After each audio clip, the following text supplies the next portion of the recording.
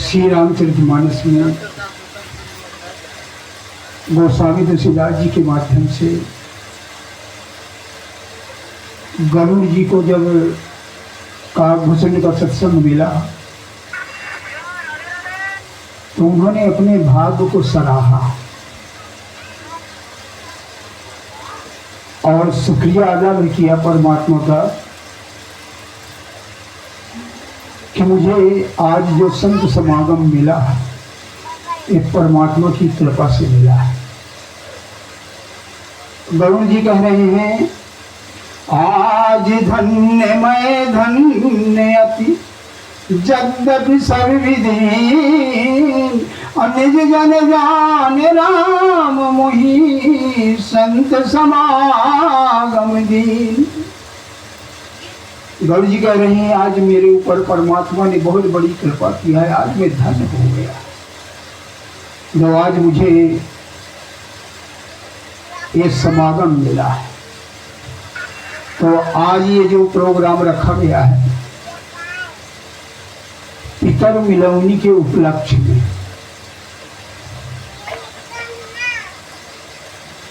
तो थोड़ा सा हमें और भक्तियों के बारे में विचार कर लें। बहुत तरीके की संसार में भक्ति हो रही है।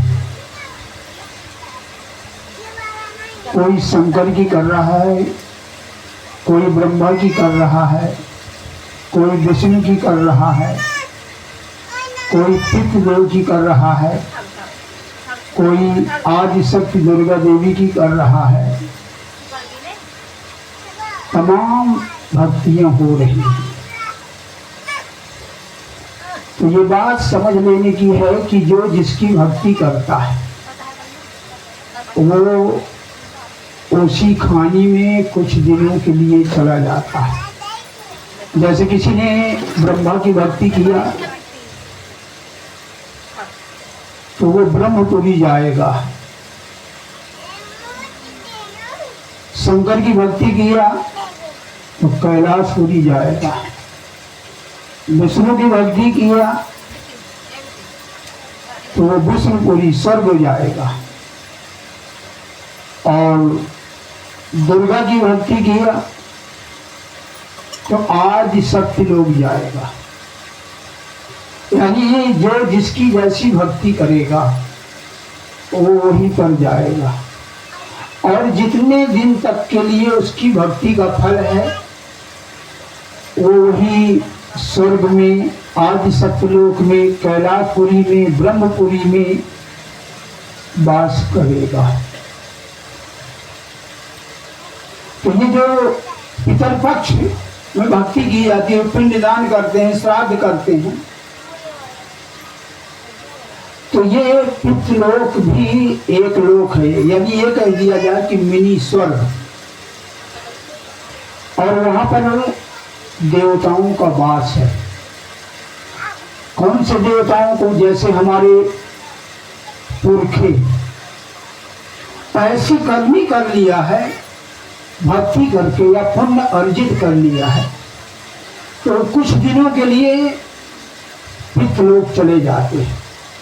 और ये कोई जरूरी नहीं है कि हमारे परिवार के माता पिता दाई बाबा ये पितृलोक गए होंगे, ये कोई जरूरी नहीं है।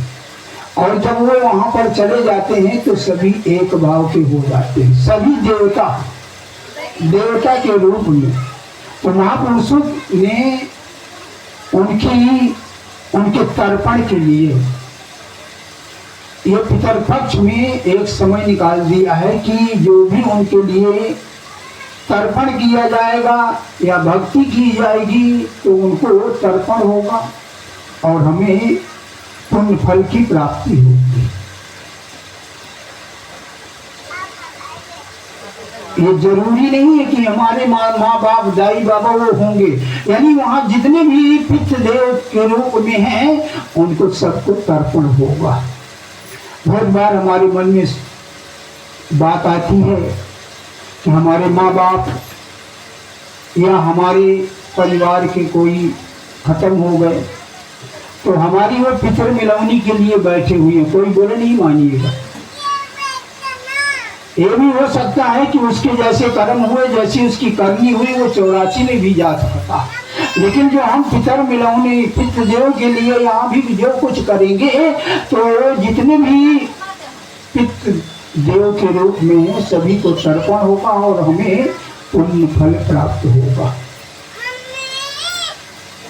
तो जिस तरीके की हम भक्ति करेंगे वही हमारा वास होगा, वहीं हम जाएंगे। और जब हमारा पुण्य कर्म खत्म हो जाएगा पुनः फिर इसी संसार में आएंगे, पुनः इसी संसार में आएंगे और किसी अच्छे घर में, रुपए पैसे वाले के घर में, धनवान घर में जन्म होगा, खूब यहाँ भी सुख मिलेगा, अच्छी तरह से जिंदगी गुजरेगी। लेकिन यहाँ रहते हुए अगर हमने भी नदारत काम किया तो फिर 84 खड़ी है, फिर 84 में जाएंगे। लेकिन इसी में एक गुरु भक्ति है, गुरु भक्ति। और हाँ, कुछ लोग निराकार की भी भक्ति है, निराकार ब्रह्म निरंजन। जैसे हम कह देते हैं, कुछ भाई लोग कह देते हैं हम किसी भगवान को नहीं मानते, एकदम निराकार को मानते, निराकार को, किसी भगवान को नहीं मानते। तो एक भक्ति वो भी है निराकार निरंजन की। और क्या, कुछ लोग तो किसी को नहीं मानते, वो कह देते हैं हम वैज्ञानिक को भगवान मानते। वैज्ञानिक को कह देते हैं कि अगर वो वैज्ञानिकों ने ये चश्मा नहीं निकाला होता तो क्या हम आँख से देख पाते, वैज्ञानिकों ने ये मोबाइल नहीं चलाया होता तो क्या हम बात कर पाते। कहीं कोई भगवान नहीं है, सब वैज्ञानिक ही सबसे ठीक है। मतलब जिसकी जैसी भावना है उसी तरीके की लोग भक्ति कर रहे हैं, उसी तरीके की समझ पा रहे हैं, उसी तरीके की मजबूती पा रहे हैं। और कुछ लोग ऐसे हैं एकदम नास्तिक है, वो ये कह देते हैं कहीं कोई भगवान नहीं है, जब तक जियो तब तक ऐश करो। उनके लिए गुरु नानक साहब ने कहा है यह जग मिठा सकल जग गिट्ठा। यानी गुरु नानक साहब कह रहे हैं ऐसे लोगों की ये सोच है कि कहीं कोई भगवान नहीं है, जब तक रहो जिंदगी तब तक ऐश करो, कौन देखा है मरने के बाद कौन कहाँ जाता।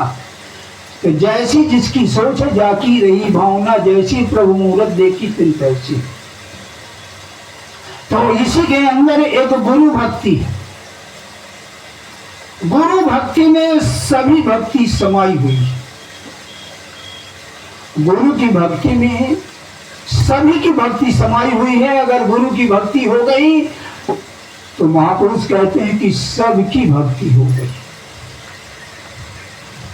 और शंकर जी भी कह रहे हैं, गोस्वामी तुलसीदास जी के माध्यम से शंकर जी भी कह रहे हैं कि जिस गांव में, जिस घर में, जिस कुल में गुरु भक्ति होती है, धन है वो गांव, धन है वो माँ बाप, धन है वो हृदय, धन है वो जिगर, जहाँ गुरु भक्ति होती है। शंकर जी कह रहे हैं धन्य धन्य माता पिता, धन्य हृदय अनुराग, और धन्य ग्राम जानिए जहाँ जन्मे गुरु भक्त। कहते जहाँ पर गुरु भक्ति का जन्म हो गया वो गांव धन हो गया, वो गली धन हो गई। और कबीर साहब कहते, कबीर साहब कह रहे हैं जिस कुल में गुरु की भक्ति हो गई, सभी की भक्ति हो गई, और उसके कुल के किसी भी 84 लाख जिया जून में अगर होंगे, देवी देवता के रूप में होंगे, स्वर्ग में होंगे, और जब उनका वहां का समय पूरा होगा तो पुनः उनको मनुष्य का जन्म मिलेगा, सत्संग मिलेगा, गुरु की भक्ति मिलेगी।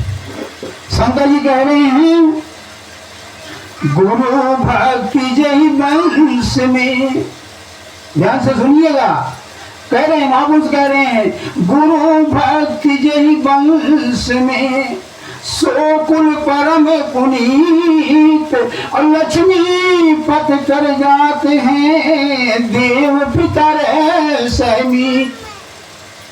कह रहे हैं जिस घर में, जिस हृदय में गुरु की भक्ति होगी, उसके परिवार का कोई भी सदस्य अगर 84 में है, किसी भी जिया जून में जब उसकी मृत्यु होगी तो मनुष्य का जन्म मिलेगा, सत्संग मिलेगा, उसे ज्ञान होगा और किसी गुरु की शरण में पहुंच जाएगा। पितृलोक में अगर उसके वंशज कोई है, देवता बने हुए हैं, पितृदेव बने हुए हैं, और जब उनका मनुष्य का नंबर आएगा, उसके कुल में अगर कोई गुरु की भक्ति कर रहा है, कर लिया है, तो उसको मनुष्य का जन्म मिलेगा, सत्संग मिलेगा, गुरु मिलेगा। अगर उसके कुल का कोई प्राणी स्वर्ग में बैठा है और जब उसकी 10,000, 20,000, 50,000 अवधि पूरी हो जाएगी और मनुष्य का जन्म मिलेगा, तो उस गुरु भक्ति के पावर से उसे सत्संग मिलेगा, ज्ञान होगा, विवेक होगा, किसी गुरु की शरण में पहुंच जाएगा और उससे गुरु भक्ति मिलेगी। जो सब भक्तियों में भक्ति अगर है तो मात्र गुरु की भक्ति है बस। और वो भक्ति मिलती भी किसी संत सतगुरु से है। गोस्वामी तुलसीदास जी कह रहे हैं भक्ति तात अनुपम सुख मूला, अमिले जो संत हो ही अनुकूला। जो सारे सुखों का मूल है वो किसी संत सदगुरु से मिलेगा। तो आइए आज इन सब भक्तियों का, सभी देवी देवताओं का निचोड़ कहां से मिलेगा, कहां से मिलेगा? मात्र सत्संग से मिलेगा। सत्संग से ही हमें ज्ञान होगा। सत्संग के बेअंत लाभ हैं, सत्संग के बेअंत लाभ हैं। शंकर जी कह रहे हैं एक बार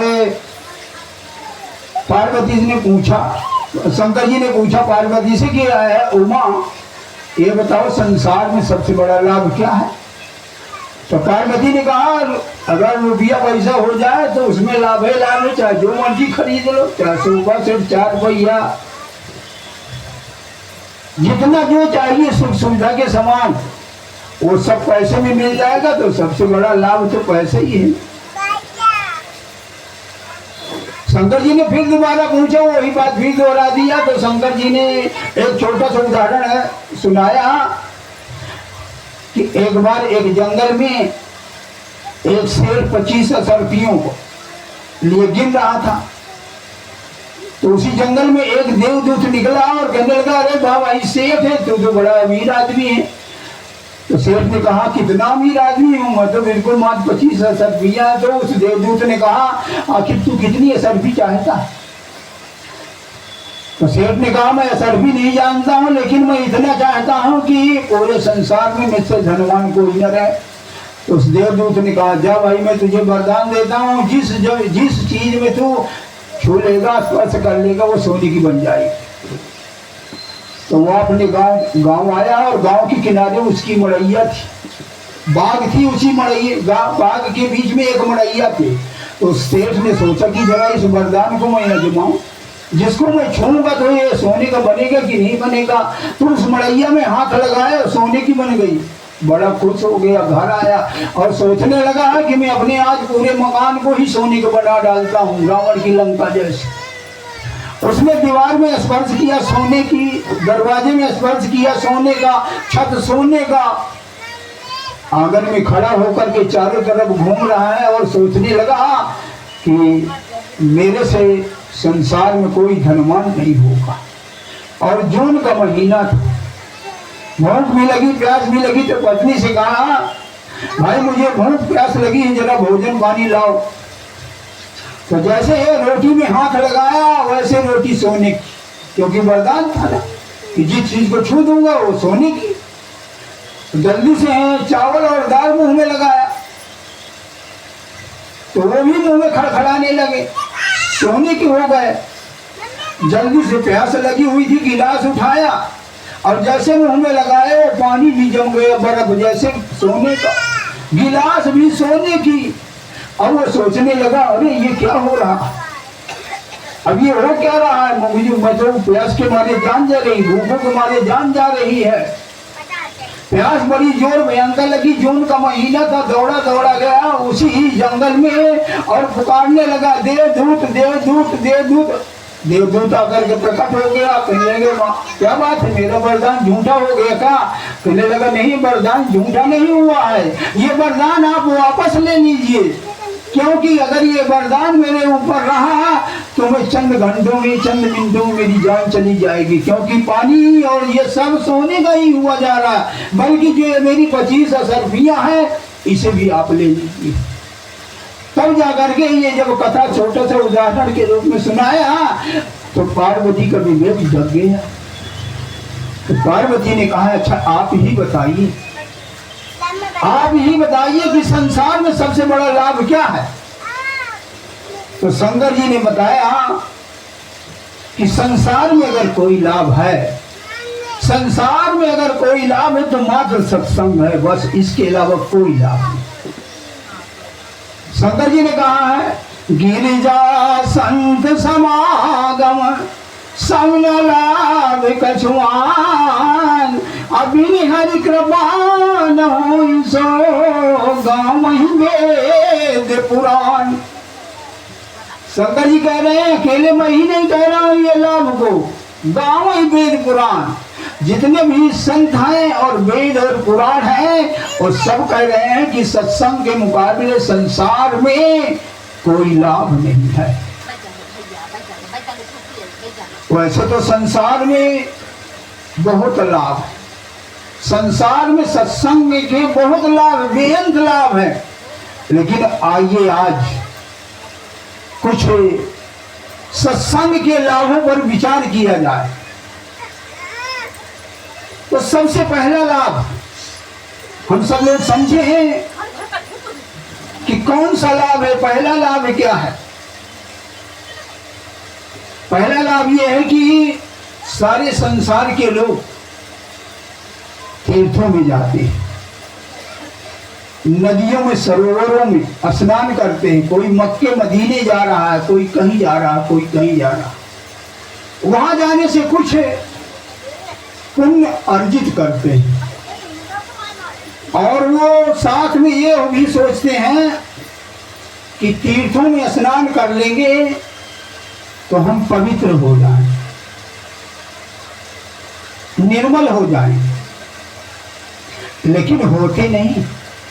बहुत से भाई बहन यहाँ स्नान किए हुए बैठे होंगे, कोई प्रयाग गया होगा, कोई हरिद्वार गया होगा, कोई गंगा सागर गया होगा, कोई अमृतसर सरोवर गया होगा, बहुत से भाई बहन, और तो नहीं तो रामघाट तो गए होंगे। लेकिन विचार कीजिए, इन सरोवरों में नदियों में स्नान किया तो क्या हमारे ऊपर कुछ असर पड़ा? हम निर्मल हुए? काम क्रोध लोभ मोह अहंकार ईर्षा निंदा चुगली आशा तृष्णा, कोई कुछ कंट्रोल हुआ? नहीं हुआ। क्योंकि ये जो गंगाएं हैं, बुरा नहीं मानिएगा, किसी की श्रद्धा को ठेस नहीं पहुंचा रहा हूं, लेकिन विचार कीजिए और उस विचार करके समझने की जरूरत है। इन सरोवरों में, पानी की गंगाओं में स्नान करने का मतलब ऐसी है जैसे एक बक्से में मैले कपड़े भर दे और फिर जा करके और ऊपर से बक्सा में खूब साबुन लगाएं, सोडा निरमा लगाए तो बक्सा तो चमक जाए, लेकिन जो अंदर कपड़े हैं वो कभी नहीं धुलेंगे, न साफ होंगे। इसी तरीके से इन पानी की गंगाओं में हमारा शरीर तो साफ हो जाएगा, लेकिन हमारा मन नहीं निर्मल होगा। तो महापुरुष कहते हैं आइए,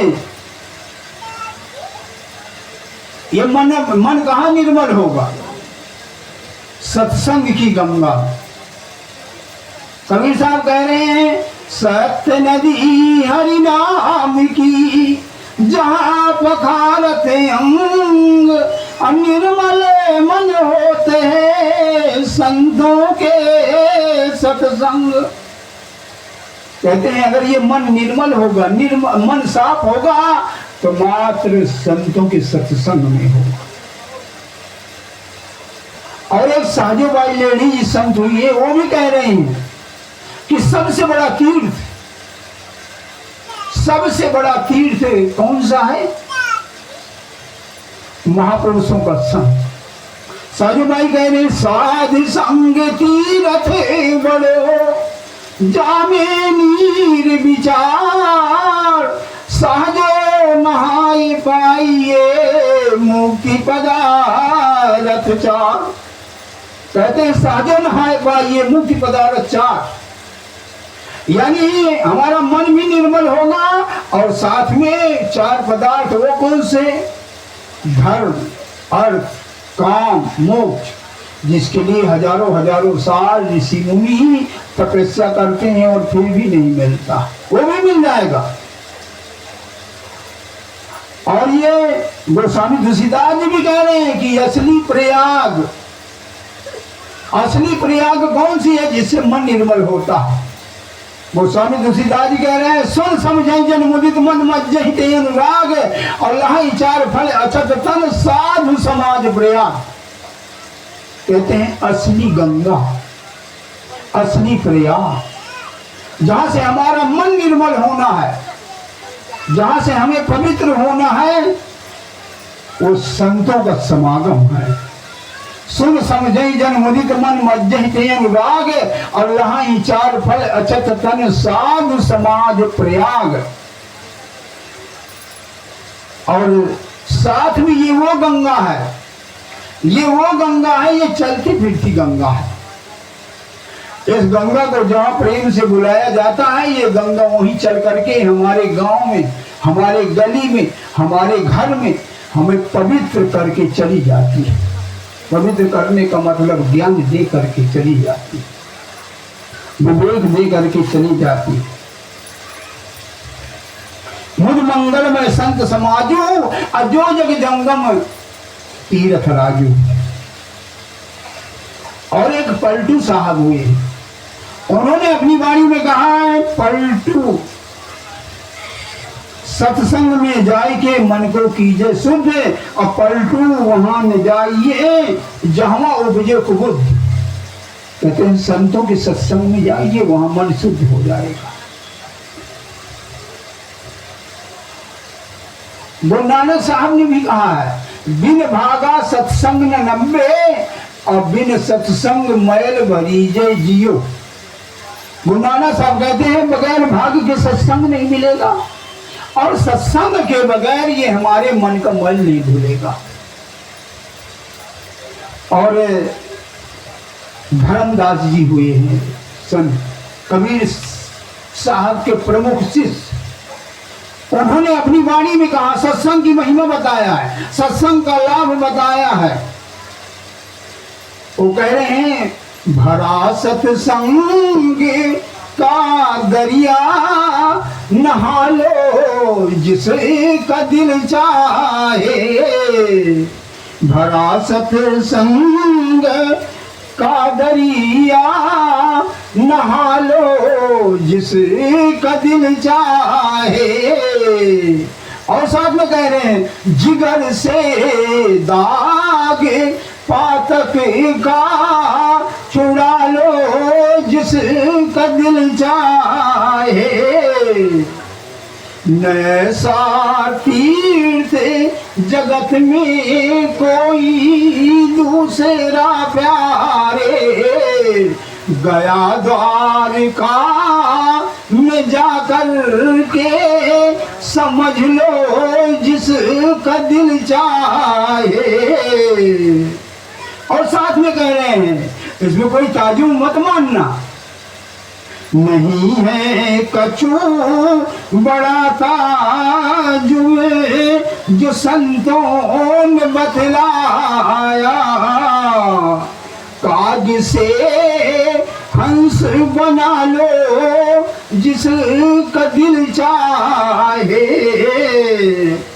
और क्या कह रहे, हजारों रत्न भरे इसमें आला से आला है, जरा इसमें लगा डुबकी उठा लो जिसका दिल चाहे। कहीं धर्मदास शरण सतगुरु के चरणों में काली के जाल का तिनका तुड़ा लो जिसका दिल चाहे। कहने का भाव ये पहला लाभ, विचार बेअंत लाभ है, लेकिन कुछ लाभों पर विचार किया जा रहा है। आज इतना लाभ है कि सत्संग में ही हमें हमारा मन निर्मल होगा। दूसरा लाभ क्या है, सत्संग। सत्संग में वो ताकत है कि तुरंत तुरंत तुरंत कौवे से हंस बना देता है। गोस्वामी तुलसीदास जी कह रहे, मज्जन फल देखी तत्काला और काक होई पिक बकहु मराला। और साथ में कह रहे, सुनी आचरज करे जिन कोई और सत्संगत महिमा नहीं गोई, वाल्मीकि नारद घड़ी होनी और निज निज मुखन कही निज होनी। विधि हरि हरि कवि गोविंद वाणी, कहत साधु महिमा सब जानी, सो मौसम कही जात न कैसे, साग बनी के मन गुण गण जैसे। गोस्वामी तुलसीदास जी कह रहे हैं, सत्संग का फल तुरंत मिलता है और तुरंत कौवे से हंस बन जाएगा। उदाहरण दे के बता रहे हैं कि जैसे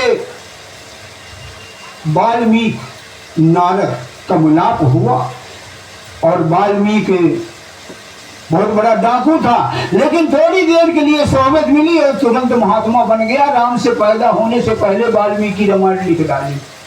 अंगुलमय डाकू को बुद्ध की सोहबत मिली और डाकू से तुरंत महात्मा बन गया। यानी तुरंत इसका फल मिलता है, तुरंत इसका फल मिलता है। और सठ सुधर सत्संगत बाए पारस परस उधार सुहाए।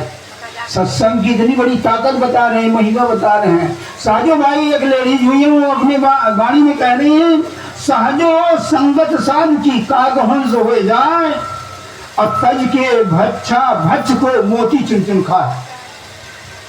सत्संग की ताकत बता रहे हैं।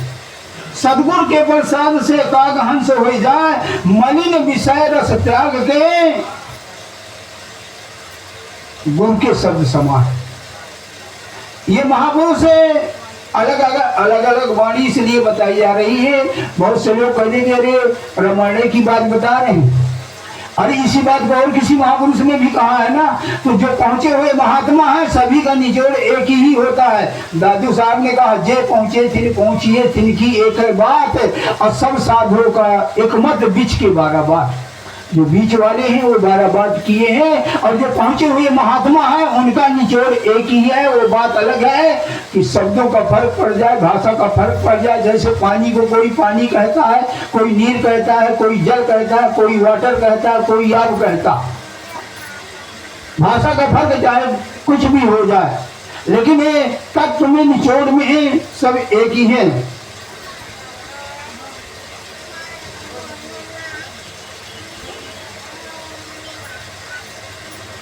थोड़ी सी बात बताऊंगा। जब हम संत महापुरुषों की सोहबत में पहुंच जाते हैं तो उनकी बात हमारे हृदय में घुसती, ठोकर लगती, असर पड़ता है। असर इसलिए पड़ता है कि उनका कमाया हुआ ज्ञान होता है, उनकी वाणी अमोघ शक्ति होती है, उनकी वाणी अमोघ शक्ति होती है। और जो बनावटी होते हैं, जिनकी अपनी कोई कमाई नहीं है, अपना कोई तजुर्बा नहीं है, अपना कोई अनुभव नहीं है, उनकी वाणियों में सिर्फ आवाज होती है, आवाज होती है। जैसे गजकुंदी कोई जानते हो भैया? जरा हाथ उठाना। गजकुंदी कोई जानता है? हाँ, ये जानते हैं। गजकुंदी क्या होती है कि जब ये अभी 5-7 साल 10 साल पहले बदमाशी बड़ी जोरों से चलती थी, तो गजकुंदी अपने घर में रखा करते, उसमें थोड़ी सी पोटास डाल करके और कागज में लपेट करके उसमें मार देते थे, तो वो बड़ी आवाज करती थी धड़ाम से। तो चोर लोग, डकैत लोग डर जाते थे कि अरे यार इसके घर में राइफल है, डर जाते थे लोग। तो उस कहने का मेरे भाव है, जो बनावटी होती है उस गंज को गजकुंदी जैसे आवाज होती है, लेकिन जो कमाया हुआ ज्ञान होता है, अमली ज्ञान होता है, वो बंदूक जैसे होती है। जैसे बंदूक में कारतूस लगा करके और मारोगे तो उसमें आवाज के साथ साथ मार भी होती है। कहने का भाव ये है कि महापुरुषों की वाणी में पूरा असर होता है, क्योंकि उनका कमाया हुआ ज्ञान होता है, निज का अनुभव होता है।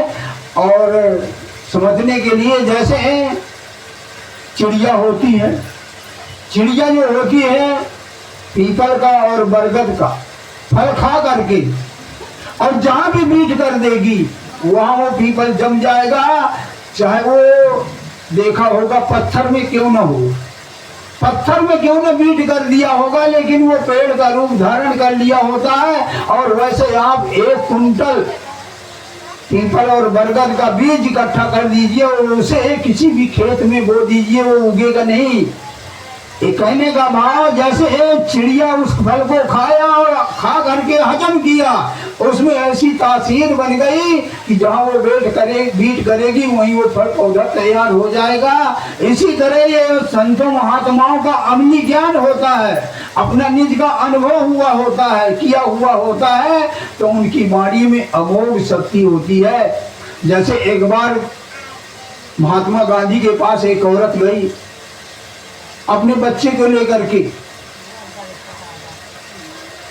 तो कहने लगी बाबा जी मेरा लड़का गुड़ बहुत खाता है, गुड़ बहुत खाता है, आप मना कर देंगे तो ये मान जाएगा।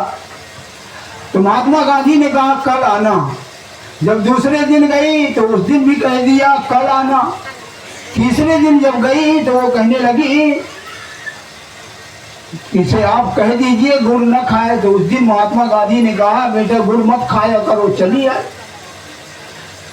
औरत ने कहा बाबा जी 3 दिन से दौड़ा रहे हो, अरे यही बात कहना तो पहले ही दिन कह देते। तो महात्मा गांधी ने कहा कि उस दिन मेरा कोई असर नहीं होता, इसलिए कि उस दिन मैं खुद गुड़ को खुदे खाए बैठे था, इसलिए इसका कोई असर नहीं होगा। और दूसरे दिन जब मैंने किया तो गुड़ मेरे चारपाई के नीचे मटकी में गुड़ रखा था, वो दूसरे दिन इसलिए मना किया कि गुड़ मेरे पास में था, फिर भी असर नहीं पड़ेगा।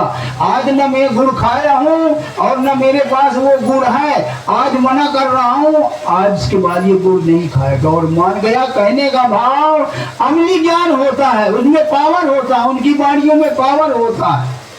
तो ये आपके सामने ये दूसरा लाभ बताएगा। अब आइए तीसरा लाभ।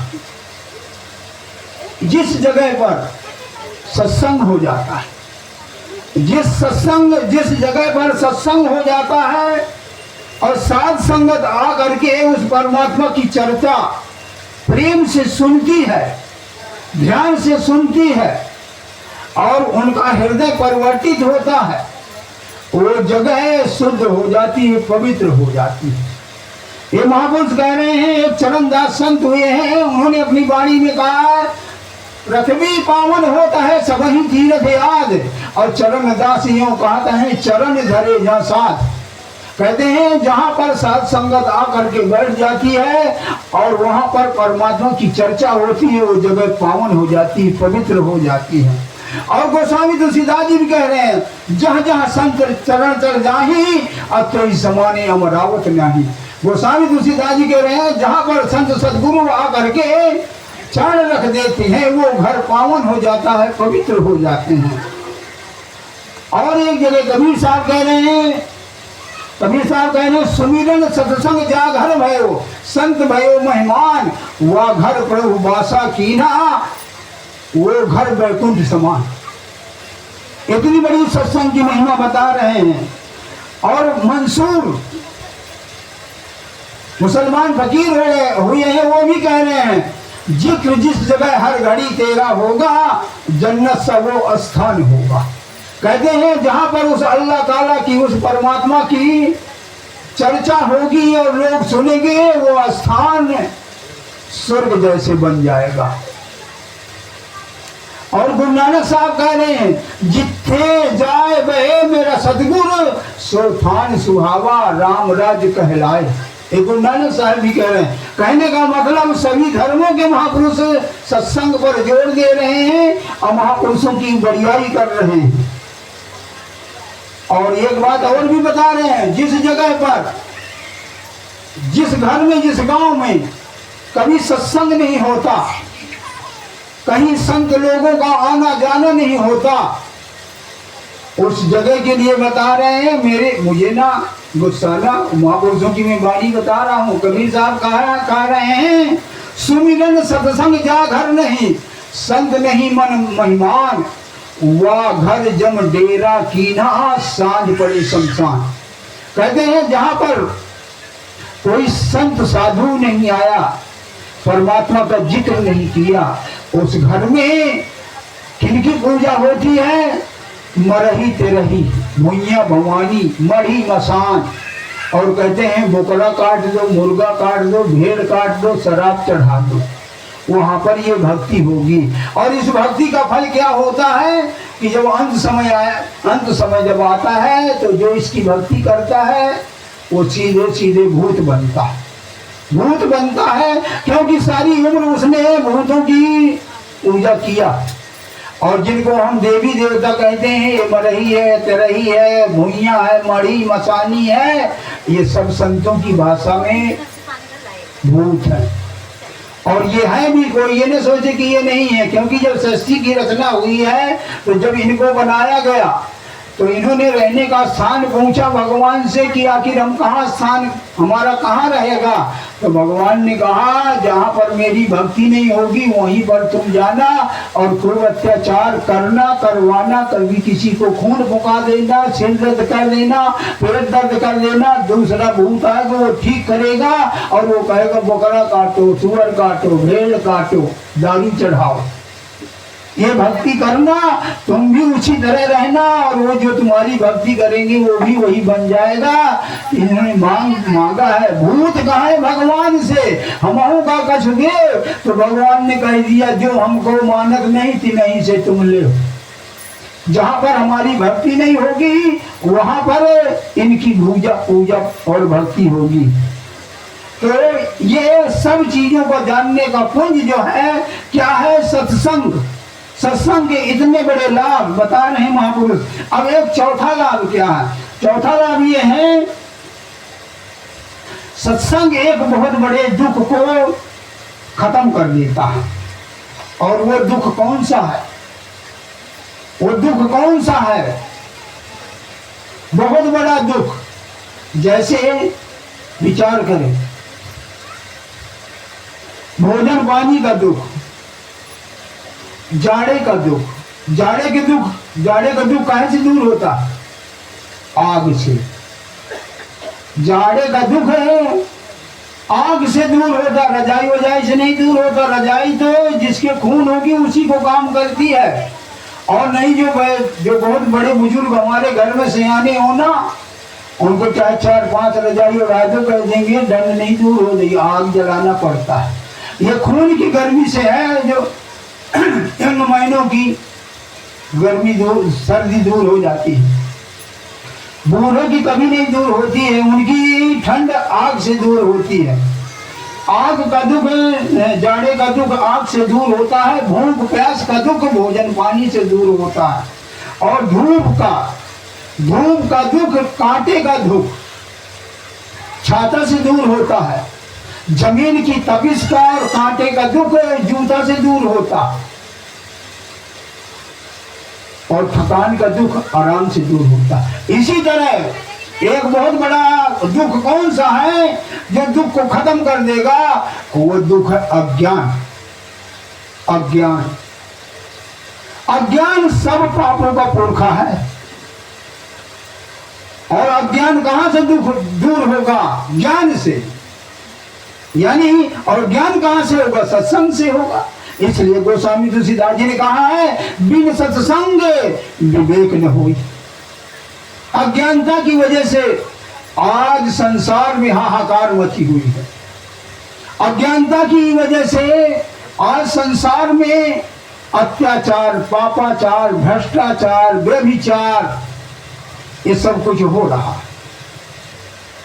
ये मात्र अज्ञानता की वजह से है। और अज्ञानता की वजह से पाप तो बहुत होते हैं, पर 10 पाप मुख्य है जो आज हमें 84 में घुमाए जा रहे हैं। 10 पाप कौन से और कहां कहां से होते हैं? 3 पाप होते हैं। 3 पाप होते हैं शरीर से। कौन कौन से? चोरी, हिंसा और व्यभिचार। चोरी, हिंसा, व्यभिचार। और 3 पाप होते हैं वाणी से। कौन कौन से? गाली, निंदा और झूठ। और 4 पाप होते हैं मन से। कौन कौन से? 4 पाप होते हैं मन से, क्रोध, ईर्ष्या, मान और छल। ये 10 पाप 84 में हमें घुमाए जा रहे हैं। कबीर साहब की वाणी बता रहे हैं। कबीर साहब कह रहे हैं, काया से जो नर करे चोरी, हिंसा, व्यभिचार, गाली, निंदा, झूठ के बोले वचन हजार, क्रोध, ईर्षा, मान, छल, मन धारे कई बार, और 10 पाप ये जानिए हर जन्म करे बेकार। कहते ये 10 पाप, ये 10 पापों की वजह से हम आज 84 में घूम रहे हैं। 10 पापों की वजह से 84 में घूम रहे हैं। लेकिन गारंटी दे रहे हैं, महापुरुष गारंटी दे कहते तू सत्संग में आ जा, तू सत्संग में आ जा और तेरे सारे पापों को खात्मा हो जाएगा। फुल गारंटी दे रहे हैं।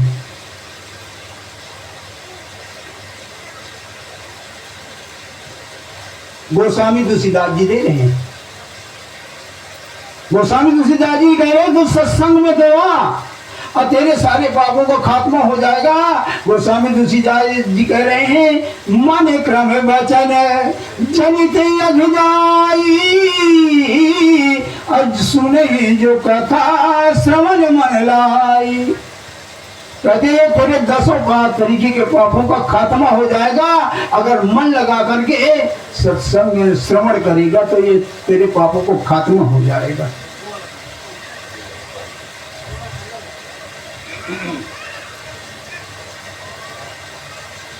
लेकिन कितनी बड़ी गारंटी दे रहे हैं कि तेरे ये 10 तरीके के पापों का खात्मा हो जाएगा। लेकिन हम इतने पाप कर रहे हैं और सोचते हैं थोड़ा सा पुण्य कर देंगे, थोड़ा सा पुण्य कर देंगे तो सब पाप खत्म हो जाएंगे। कितनी बड़ी चतुराई है। कभी क्या करेंगे, बुरा नहीं मानिएगा, कोई विचार कीजिए। कहते हैं चलो पूरे साल तो पाप किया है, नवरात आ गई है और थोड़ा सा 5 कन्या खिला दें, थोड़ा सा कोई धर्म का कार्य कर लें। तो ये इतनी बड़ी चालाकी वो सब जानता है। थोड़ा विचार करें, अगर ये 50 ग्राम इस कपड़े में अगर कीचड़ लग जाए, 50 ग्राम, और सोचे कि 10 ग्राम पानी से हम इसको धुल लें तो धुल जाएगा, नहीं धुलेगा और फैल जाएगा, और उसको साफ करने के लिए कई लीटर पानी लगेगा, कई लीटर लगेगा। और हम सोच रहे हैं कि पाप कर ले झौवा भर और पुण्य कर दे पौवा भर, और ये हमारे साथ सब पाप धुल जाए। तो वो सब जानता है, वो सब जानता है, और इतनी बड़ी बड़ी आंखों से वो देख रहा है, एक एक सोच को वो देख रहा है कि हमारी सोच क्या चल रही है, और इसका हिसाब होगा। रील चल रही है, फिल्म बन रही है, और जब हम वहां जाएंगे तो वहां ना नुकर नहीं, वो पूरा रील ही चला देंगे, फिल्म दिखा देंगे। तो इस समय ये सोच रहा था, तो इस समय ये कर रहा था, तो इस समय ये कर रहा था, वो पूरी रील चल जाएगी, शर्मा जाएंगे।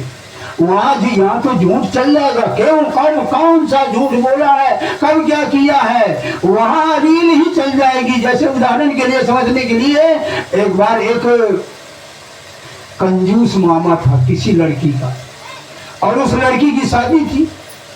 तो वो कंजूस ने सोचा कि अगर मैं बारात में जाऊंगा, शादी में जाऊंगा, तो बड़ा दहेज देना पड़ेगा, क्योंकि मामा है, दहेज देना पड़ेगा। और उस बारात में खाने पीने का सारा सामान भी बहुत आनंद भी आएगा। तो उसने एक तरकीब लगाया कि ऐसा करूंगा कि शाम के जाऊंगा, थोड़ा कपड़े मैले पहन लूंगा, और जब पंगत में बैठूंगा तो बढ़िया से भोजन करके चला आऊंगा, और बहाना बना दूंगा कि मुझे तो मैं झांसी चला गया था, मेरी ऐसी ही तारीख बढ़ गई कि झांसी चला गया। और उसने ऐसे ही किया, गया जिस दिन बारात का भोज था, खाना पीना चल रहा था, तो एक अंधेरे में बैठ करके फूल रसगुल्ला और मलाई, रसगुल्ला रसमलाई सब खाया पिया और चलाया अपने घर। जब घर आया तो एक चौथे दिन कहता है, अरे बहन क्या बताऊं, बिल्कुल तैयार था, ये दहेज लिया था, वो दहेज लिया था, और सोचा था कि कपड़े धुलने वाली मशीन भी ले लूंगा, लेकिन क्या बताऊं मेरी ऐसी तारीख आ गई, वकील का फोन आ गया कि तुम्हें आना ही पड़ेगा। तो उस बहन ने कहा, मामा को जरा फिल्म तो दिखा दो शादी की, देखेगा कितनी भीड़ है, कितना कौन क्या लोग हैं। तो जब वो रील चला दिया, कैमरे में वो वीडियो जब चला दिया, तो पहले शादी का दिखाया, जयमाल डाला, मामा कहता गया, अरे बहुत अच्छा, क्या बताऊं, मैं भी होता तो बहुत बड़ा अच्छा होता। तो बहन ने कहा, जरा खाने वाली पंगत को भी तो दिखा दो। तो जब खाने वाली पंगत की रील चलने लगी, तो वहां पर मामा जो है धीरे धीरे रसगुल्ला तोड़ रहा था, रसमलाई चाट रहा था। तो लड़का कहता है, अरे मामा तुम तो कह रहे थे मैं आया ही नहीं, और ये तो तुम बैठे यहाँ रसगुल्ला तोड़ रहे हो। तो वहां पर मामा का सिर नीचे हो गया। कहने का भाव यह है कि जब हम वहां जाएंगे, जब हमारा हिसाब किताब चलेगा, तो हमारी रील चलती हुई दिखाई देगी, हम क्या कर रहे थे, क्या सोच रहे थे, और हमें इसका फल भुगतना ही पड़ेगा। तो ये आपका जो है चौथा लाभ। अब आए थोड़ा सा पांचवा लाभ क्या है। चौथा लाभ ये है कि आज कथाओं का नाम चल रहा है। कोई कहता है सत्यनारायण व्रत की कथा सुन लीजिए, कोई कहता है भागवत पुराण कथा सुन लीजिए, कोई कहता है धर्म कथाओं की चर्चा कर ले। तो इन कथाओं से कुछ पुण्य अर्जित हो जाता है, कुछ पुण्य तो अर्जित हो जाता है।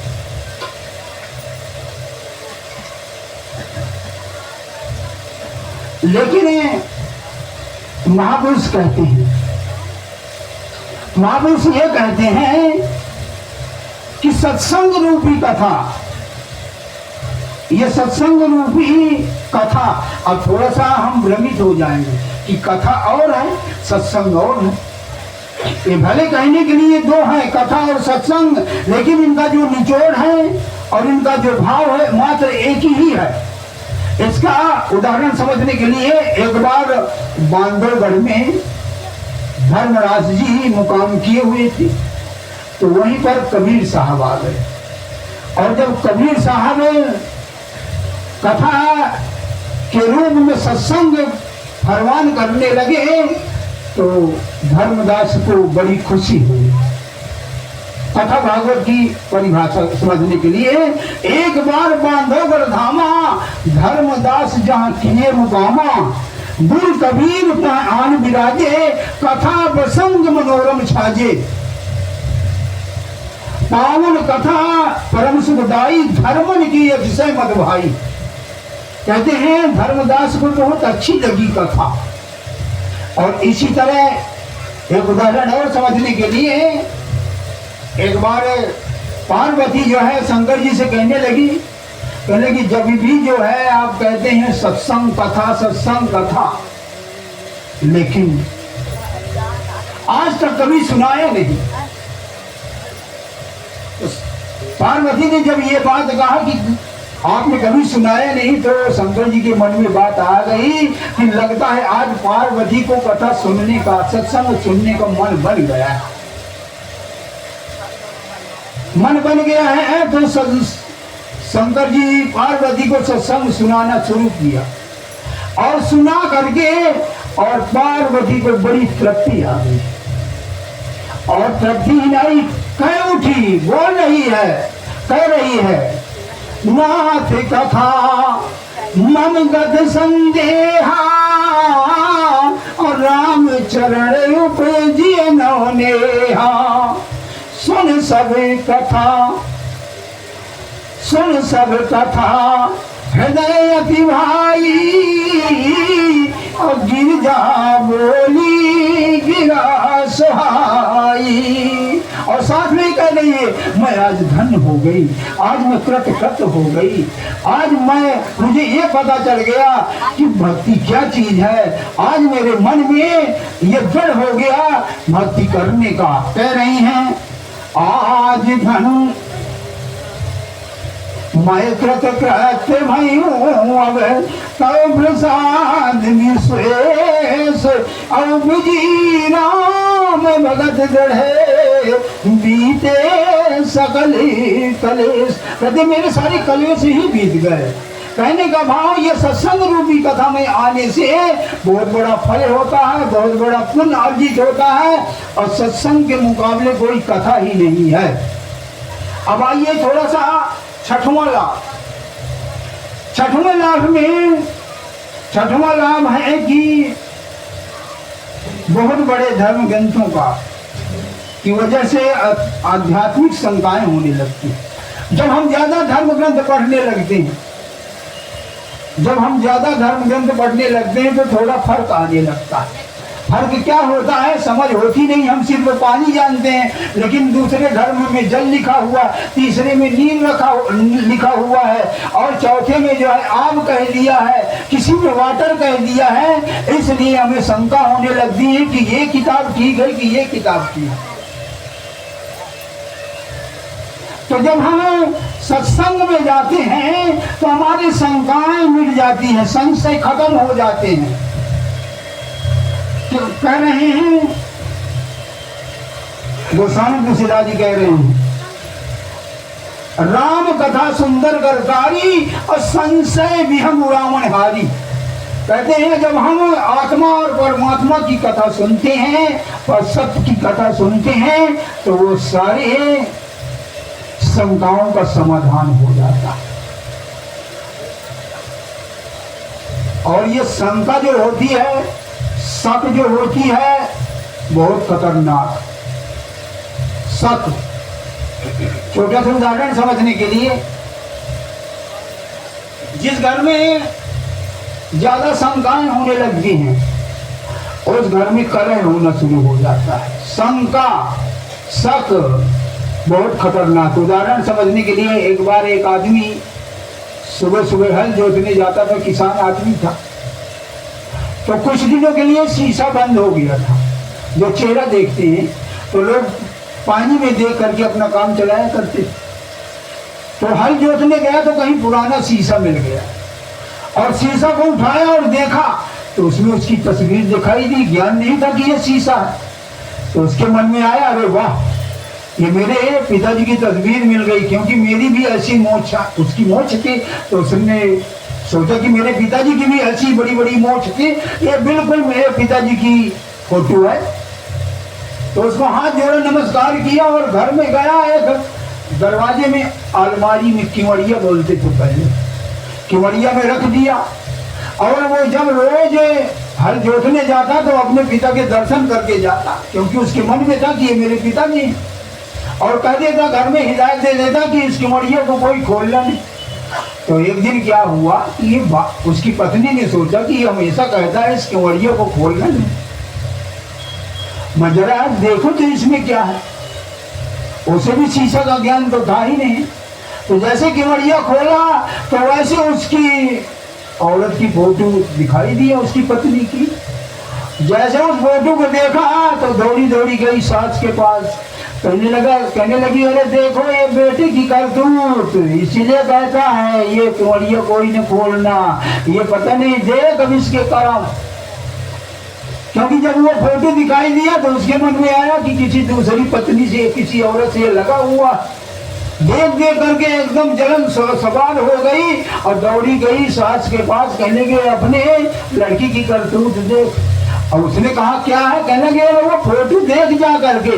तो उसकी जब माँ गई, बुढ़िया गई, उसको दिखाया, जब देखा तो उसका और पारा चढ़ गया। कहने लगा देख इतनी हट्टी कट्टी मेरी ताजी तगड़ी और सुंदर मेरी बहू, ये पता नहीं किस बुढ़िया के पीछे पड़ा हुआ है। मतलब उसकी जो है उसकी फोटो दिखाई दे रही थी। और पूरे घर में कलह आ गया। जब शाम को आया कहने लगा उसी के पास जा, उसी वही रोटी खिलाएगी, वही बनाएगी, उसी बना के लगा। पूरे घर में कलह हो गया और कलह बहुत खतरनाक थी। कोई जब बुजुर्ग आया, कहने लगा तुम्हारे घर में क्या बात हो गई, तो सभी अपनी अपनी बात बताने लगी। जब उसने बुढ़े ने कहा जरा मैं उस फोटो को दिखाओ, तो और फोटो को दिखाओ, तो जैसे वो बुढ़ा फोटो देखा वैसे बुढ़ा समझ गया, ज्ञान था उसे ना कि अरे ये तो शीशा। सभी को बुलाया, कहने लगा अरे न कोई बुढ़िया से पकड़ा न किसी औरत से बिगड़ा, ये है शीशा। जैसी शक्ल लेके जाएंगे वही शक्ल दिखाएगी। तुम सब लोगों को शंका हो गया है, भ्रम हो गया है। तब जाकर के कहीं उस घर में शांति आई।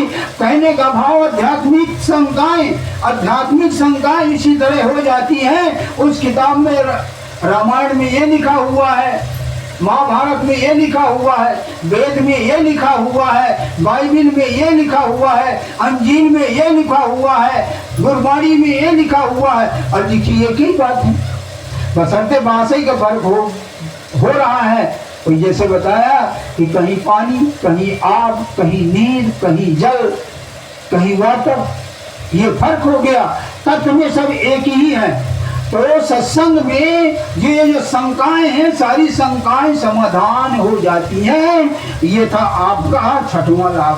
अब आइए सातवां लाभ, सत्संग का सातवां लाभ क्या है? सत्संग के दुख और कलह दूर हो जाती है। सत्संग से दुख और कलह दूर हो जाती हैं। और जिस घर में कलह होती है बहुत खराब, जिस घर में कलह होगी, बहनें भी बैठे, भाई लोग भी बैठे हो, जिस घर में कलह थोड़ी थोड़ी भी होती होगी उस घर में कभी शांति नहीं होगी। कभी कभी पति पत्नी में कलह हो जाती, कभी शांति नहीं हो सकती। गोस्वामी तुलसीदास जी ने तो यहाँ तक कह दिया है कि कलह मत देना, चाहे नरक में बास दे देना। कलह इतनी खतरनाक है, जिस घर में कलह होगी शांति कभी आएगी ही नहीं। गोस्वामी तुलसीदास जी कहे बरु भर बास न रखकर दाता, और दुष्ट संग जन दे विधाता। कहते हैं दुष्टों को संग मत देना, इससे अच्छा नरक दे देना। तो सत्संग से कलह दूर हो जाती है। अगर परमात्मा की कृपा से सत्संग मिल जाए तो दुख और कलह दूर हो जाता है। कबीर साहब कह रहे हैं कबीर कलह और कल्पना सत्संगत से जाए, और दुख वासे भागा भी रहे, सुख में रहे समा। ये सत्संग का लाभ है सातवां। और एक जगह कह रहे हैं कुसंगत से सुख उपजे, कुसंगत सुसंगत से सुख उपजे, कुसंगत से दुख जाए। कहे कबीर वहां जाइए साधु संग जहां हो। कहते हैं जहां संतों का सत्संग हो रहा है, कितनी चिंताओं से ग्रसित है, और सत्संग में अगर आप पहुंच गए तो आपका दुख निवारण हो जाएगा। और साथ में इतनी बड़ी ताकत बता रहे हैं गोस्वामी तुलसीदास जी, कह रहे हैं सत्य कथा दुख शोक को दूर करे दे चैन, हे नारद कलिकाल में ये वैभव सुख है। कहते कलयुग में तो बड़ा विशेष, बड़ा जल्दी लाभ मिलता है। सुख में, सत्संग में इतना बड़ा सुख, स्वर्ग जैसे। कबीर साहब कह रहे हैं राम बुलावा भेजिया दिया कबीरा रो, और जो सुख साधु संग में सो बैकुंठ न हो। ये आपके साथ 7वां लाभ। अब आइए 8वां लाभ पर जरा विचार करें। 8वां लाभ क्या है? सत्संग से चिंता का खात्मा हो जाता है। सत्संग कितनी भी घनघोर चिंता है, और चिंता बहुत खतरनाक बीमारी है, और चिंता ये इतनी है ये बढ़ती चली जाती है, बढ़ती चली जाती है। एक दिन तुम चिंता शुरू कर दीजिए, एक दिन तुम चिंता की तरफ बढ़ना शुरू कर दीजिए, और ये फिर बढ़ती चली जाएगी, बढ़ती चली जाएगी। और इसका अंत कहाँ होता है? चिता के साथ, क्योंकि इस पर कोई दवाई नहीं काम करती। इसमें चाहे वैद्य लग जाए, चाहे डॉक्टर लग जाए, चाहे सर्जन लग जाए, और चिंता का रोग ही नहीं दूर होता है। चिंता ऐसी डाकनी, चिंता ऐसी डाकनी काट करेजा खाए। वैद्य बेचारा क्या करे, कहां तक दवा लगाए? वैद्य क्या करेगा, कहां दवा लगाएगा? लेकिन महापुरुष कहते हैं कि तू सत्संग में आ। जब हम सत्संग में आएंगे पता चलेगा कि हमारे साथ दुख सुख जो भी गुजर रहा है, दुख सुख जिसके लिए हम चिंता कर रहे हैं, जो भी हमारे साथ गुजर रहा है, ये हमारे अपने कर्मों का खेल है। जो हमने जैसे पिछले जन्मों में किया है, आज वही हमें मिल रहा है। जैसे कहा गोस्वामी तुलसीदास जी कहा है, कर्म प्रधान विश्व रच राखा, और जो जस करे तो तस पर चाखा। जैसे जब भगवान राम वनवास को चले गए, भरत जी ननिहाल से आए, और वशिष्ठ से कहने लगे आप जैसे होते हुए और भगवान राम वन चले गए। तो गुरु वशिष्ठ मुस्कुराए और कहा, सुनो भरत भाभी प्रबल, हरक कहो मुनिनाथ, हाथ लाभ जीवन मरण, जैसे अब जग विधान, जैसे अब जस विधान। अब यहाँ पर थोड़ा सा शंका हो जाती, सवाल पैदा हो जाता कि इसका मतलब भगवान ने, परमात्मा ने वनवास कर लिया, क्योंकि वाणी बता रही है ना कि जस अब जस विधान। तो ये बात समझ लेने की है। ये जो विधि की कलम है, ये जो विधि की कलम है, किए हुए कर्मों के अनुसार ये विधि लेख लिखती है। वैसे भी कहा है, जो विधना ने लिख दिया छठी रात के अंक, और न तिल घटे न तिल बढ़े, रहुरे मन निरसंग। यानी जैसे जैसे हमारे कर्म हैं, उसी अनुसार विधि भी लेख लिखती है। भगवान कोई अपनी तरफ से कोई दंड नहीं देता। कहने का भाव, जो हमारे साथ आज ये दुख और सुख है, और जिसके लिए हम चिंता कर रहे हैं, जो भी हमारे साथ हो रहा है, हमारे पूर्व जन्मों के अनुसार हमारे किए हुए कर्मों का फल है। इसलिए कहा, सी रघुवीर कानन योगो, और कर्म प्रधान सत्य कहे लोगों। जब भगवान राम सरयू नदी के किनारे केवट के पास पहुंचे, तो केवट व्याकुल होकर के पूछने लगा लक्ष्मण से कहने लगे तुम्हारे घर के इतने बड़े बेदर्द आदमी, माँ बाप, क्या ये सीता बन जाने योग्य थी, राम बन जाने योग्य थी? लक्ष्मण पूरी रात सत्संग सुनाते रहे, समझाते रहे, लेकिन केवट को चैन नहीं आया। सुबह सुबह जब फिर कहा तो लक्ष्मण जी झल्ला करके कहा कि इनको किसी ने नहीं भेजा है, सब अपने कर्मों का फल भोगने जा रहे हैं। और उनकी वाणी बता रही है, नहीं को सुख दुख कर दाता, निज कृत कर्म भोग सब उड़ाता। इस सब अपने कर्मों का फल भोगने जा रहे हैं और भोग रहे हैं। जो हमारी किस्मत में लिखा हुआ है इसे होना ही है। जो लिखा तकदीर में हाथ उतनी आएगी, लाख सिर फोड़ो किस्मत में फोड़ी जाएगी। जो हमारी किस्मत में जो लिखा है, लेकिन जब हम सत्संग में आ गए, सत्संग में आ गए जिसके लिए हम चिंता है, तो हमारे अंदर एक ताकत आ गई। हमारे अंदर एक ताकत क्या कौन सी आ गई? हमारे मन में ये बैठ गया कि जो हमारे ऊपर ये दुख आ रहा है ये आना ही है और इसे हमें भोगना ही पड़ेगा। इससे अच्छा ये है कि बिना चिंता किए भोग लिया जाए, बिना चिंता किए भोग लिया जाए, ये होना ही है। और वही सुजराम रच राखा, अब कोकरी तड़क बढ़ाऊं ही शाखा, यानी ये होना ही है। सत्संग में आने से ये लाभ होगा कि हम मजबूत बन जाएगा, हृदय परिपक्व हो जाएगा उस दुख को भोगने के लिए। ये एक बहुत बड़ा लाभ होगा। नौवां लाभ क्या है? सत्संग भक्ति के बीज डाल देता है जो कभी नष्ट नहीं होता। सत्संग भक्ति के बीज डाल देता है। आज कोई सत्संग में आया और ध्यान से मन लगा करके अगर सत्संग सुना तो इस भक्ति का फल किसी न किसी जन्म में, किसी न किसी युग में जरूर युग उगेगा। क्योंकि का फुल गारंटी दे रहे हैं, भक्त बीज पलटे नहीं, जो जुग जाए अनंत, अब ऊंच नीच घर अवसरे तऊ संत का संत। ये सत्संग की ताकत है, ये सत्संग की महिमा है। मूल दुर्लभ हरि भगत नर पावो ही भी नहीं प्रयास, जो ये कथा निरंतर सुने ही मानी विश्वास। ये आपके सामने नौवां लाभ था। अब आइए 10वां लाभ क्या है उस पर विचार किया जाए।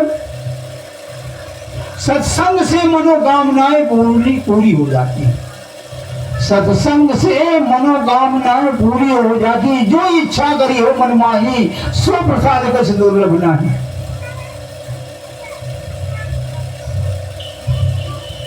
मन कामना सिद्ध नर पावा, जो ये कथा कपट तज गावा, जो इच्छा करी हो मन माही, सो प्रसाद कस दुर्लभ नाही।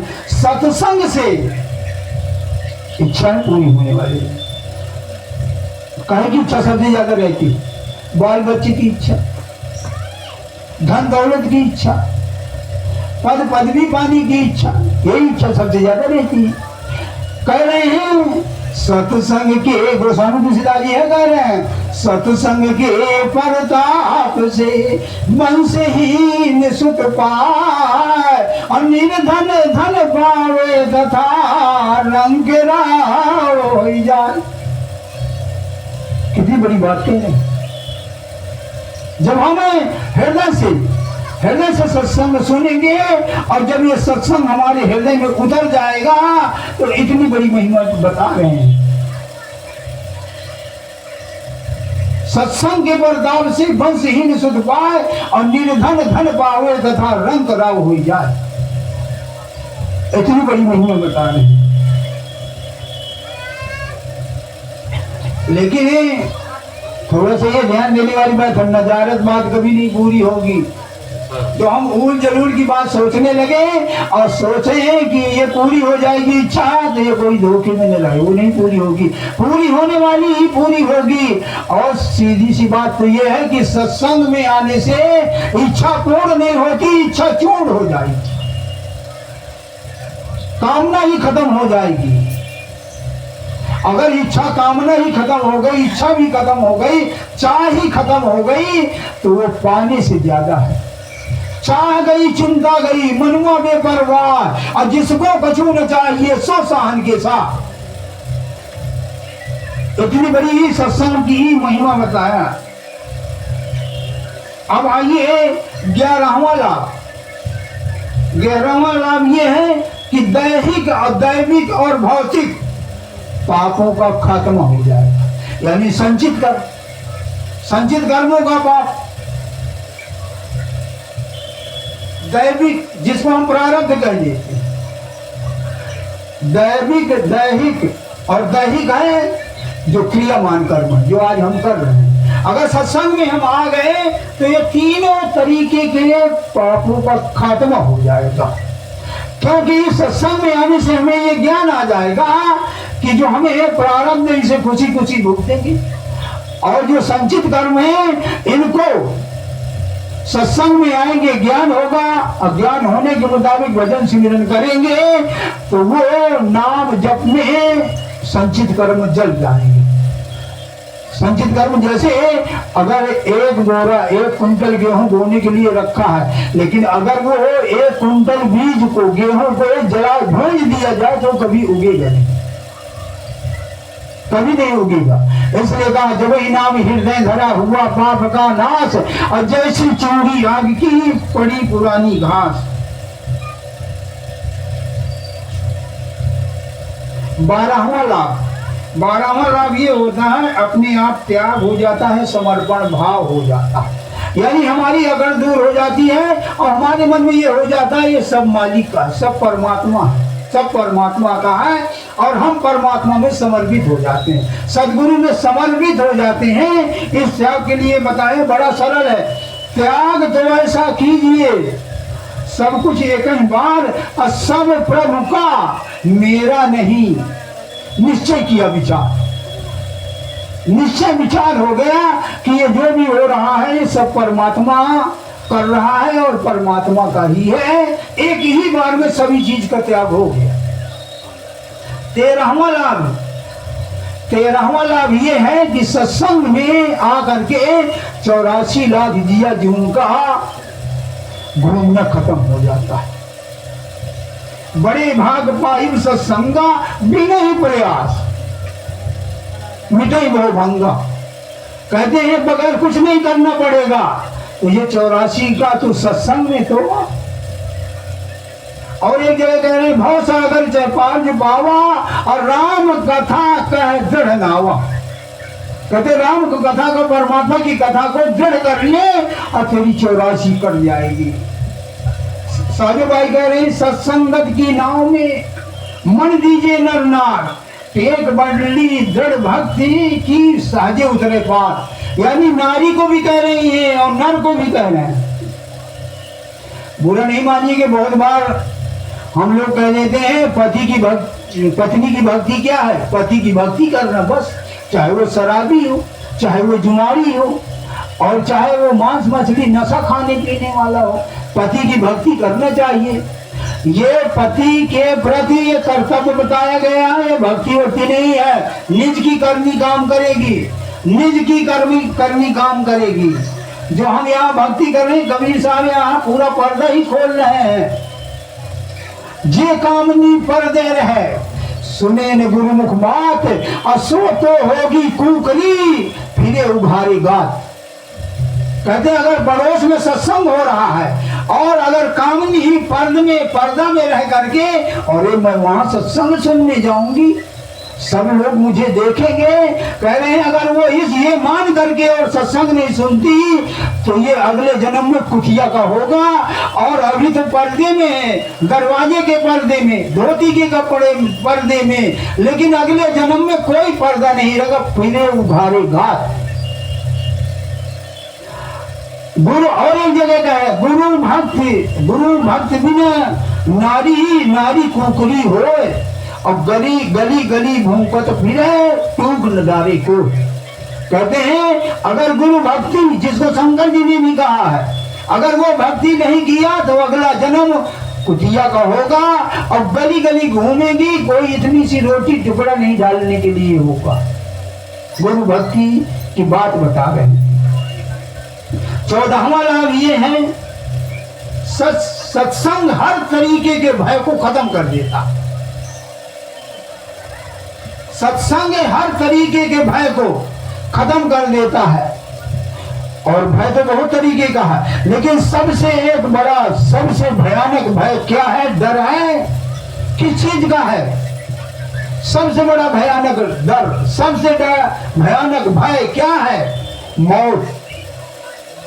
हर आदमी आज मौत के भय से तिल तिल कांप रहा है। हर आदमी आज मौत के भय से तिल तिल कांप रहा है। कहीं छत से न गिर जाऊं, कहीं करंट न लग जाए, कहीं सांप न डस ले, कहीं बिजली आसमान वाली न गिर जाए, अचानक कोई मौत न आ जाए। सबसे बड़ा डर है, भय है मौत का।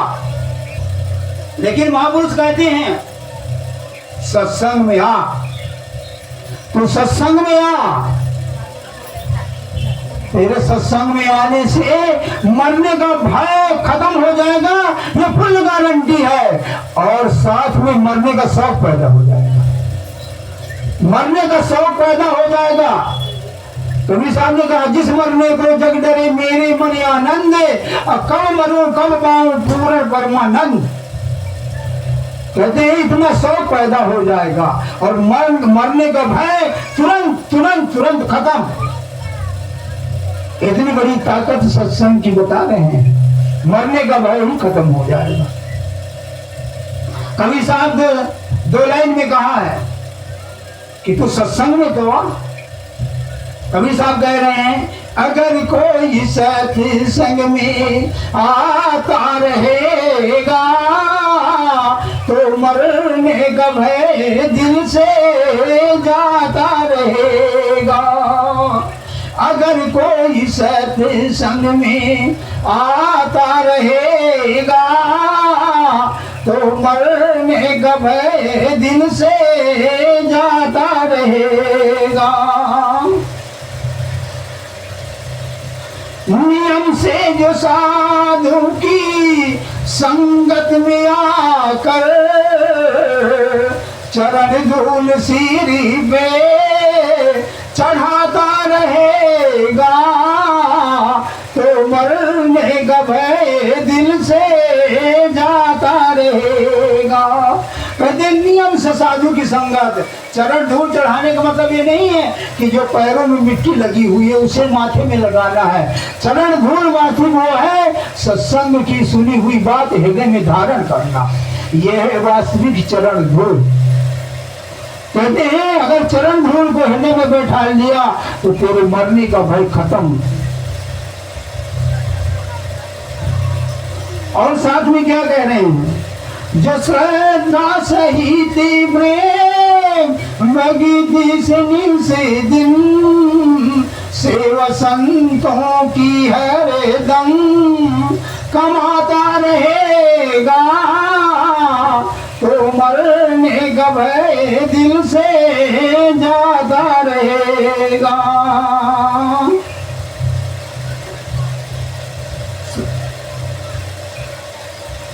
सेवा संतों की क्या है? सेवा संतों की ये नहीं है पैर दबाना, तेल मालिश करना है, ये तो कुछ नसीबों वालों को मिलता है। और वास्तविक संतों की सेवा ये है कि उनका कहना मान करके भजन सिमरन करना, ये वास्तविक सेवा है। और साथ में क्या कह रहे हैं, जो अभी पीछे कह करके आए हैं, कह रहे हैं धुलेगा कभी मैल मन का ये सारा, धुलेगा कभी मैल मन का ये सारा, जो सत्संग में गोता लगाता रहेगा तो मरने का भय दिल से जाता रहेगा। यानी पानी की गंगाओं में नहीं मन धुलेगा, पहले भी ये बात हो चुकी है, समझने वाली बात है। और क्या कह रहे हैं, दिखेगी वो ज्योति किसी ना किसी दिन जो हंकार मन से हटाता रहेगा तो मरने का भय दिल से जाता रहेगा। असर ना करेगी विषय बेली उसको जो अभ्यास बूटी को खाता रहेगा तो मरने का भय दिल से जाता रहेगा। और एक बहुत बड़ी गारंटी दे रहे हैं, नहीं पास आएंगे नहीं पास आएंगे यम नहीं पास आएंगे यमदूत उसके जो सतगुरु गाता रहेगा तो मरने का भय दिल से जाता रहेगा। कहे संत उसकी तो बिगड़ी बनेगी जो संतों की आज्ञा बजाता रहेगा तो मरने का भय दिल से जाता रहेगा। थोड़ा जल्दी जल्दी कर रहा हूँ, है ना। 15वां लाभ 15वां लाभ ये है कि सत्संग से भगवान मिल जाते हैं। 15वां लाभ ये है कि सत्संग से भगवान मिल जाते हैं। फुल गारंटी दे रहा है।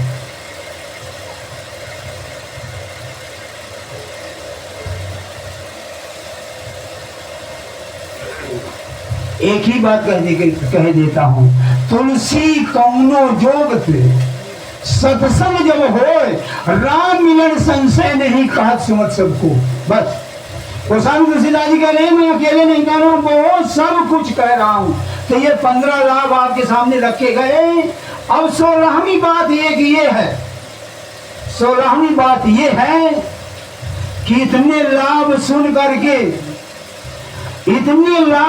करके और सत्संग के प्रति हमारे हृदय में तड़प न पैदा हो, कशिश न पैदा हो, प्रेम न पैदा हो, ललक न पैदा हो, तो इससे बड़ी कोई हानि नहीं है और इससे बड़ा कोई अभाग नहीं है और इससे बड़ी कोई कर्महीनता नहीं। क्योंकि कह भी रहे हैं सुमिरन, गोस्वामी तुलसीदास जी कह रहे हैं, सुमिरन सेवा नाम सो साहिब सो पहचान और ऐसे लाभ न ललक जो तुलसी नित हितहान। कहते सत्संग सुन करके और सत्संग के लिए तड़प न पैदा हो, ललक न पैदा हो, कशिश न पैदा हो, तो इससे बड़ी कोई हानि नहीं है, इससे बड़ी कोई अभाग नहीं है। इसके लिए गोस्वामी तुलसीदास जी ने कहा वो ऐसा है, फरन फूले वेद जगम सुधा बरसई जगत मूरख हृदय न चेत जो गुरु मिले विरंच। और एक जगह कह रहे हैं कर्महीन वहां गए, कर्महीन वहां गए जहां हीरों की खान, हाथ बसारे घोंघा मिले देखे कर्म गवान, देखो कर्म गवान। कहते हैं इतने बड़े सत्संग में और क्या ढूंढ लिया, जो सबसे कमजोरी उसे ढूंढ लिया। जैसे हीरो की खान में गया और हाथ डालने लगा कि हीरा हाथ है, लेकिन उसके हाथ में क्या आया, घोंघा। ये कर्मों का हिसाब किताब है।